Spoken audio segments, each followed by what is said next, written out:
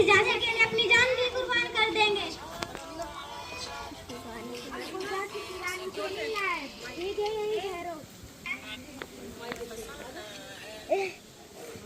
महारानी की जय। अंग्रेज सैनिक आपसे मिलना चाहता है। ठीक है, उसे सम्मान सहित अंदर ले आओ। ठीक है।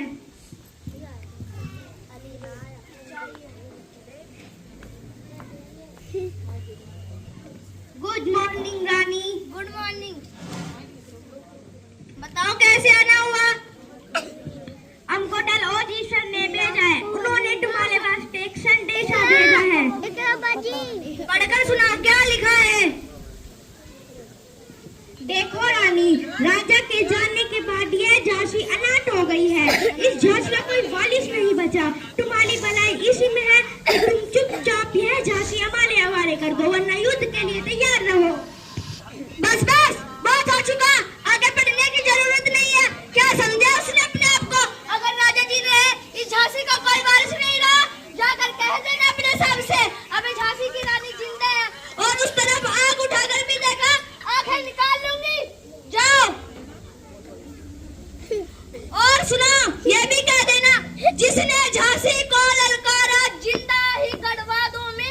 जिसने नजरे दिल छिप की घोड़ों पे खुदवा दूंगी। चूड़ियां नहीं अब हाथों में, तलवारी मेरी चमकेगी। लक्ष्मीबाई अंग्रेजों पर बिजली बनके गजरेगी।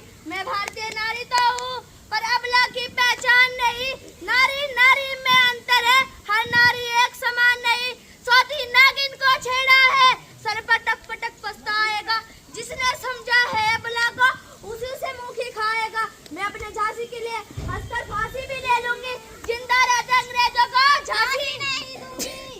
जाओ।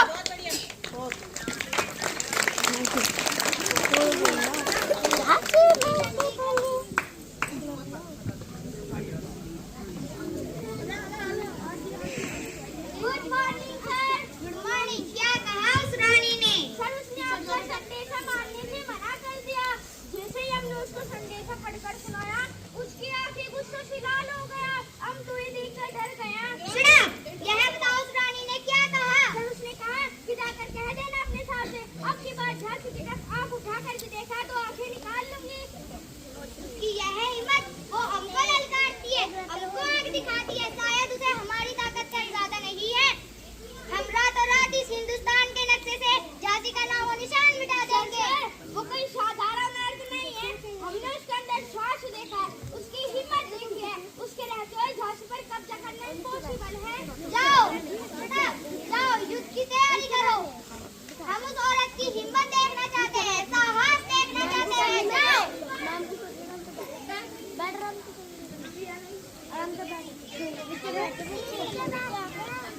जब तक मेरे शरीर में रक्त है, मैं पूर्ण निष्ठा से झांसी की सेवा करूंगा।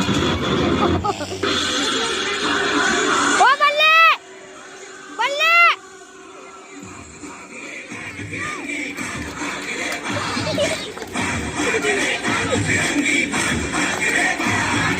भाग भाग रे भाग, फिरंगी झांसी की रानी।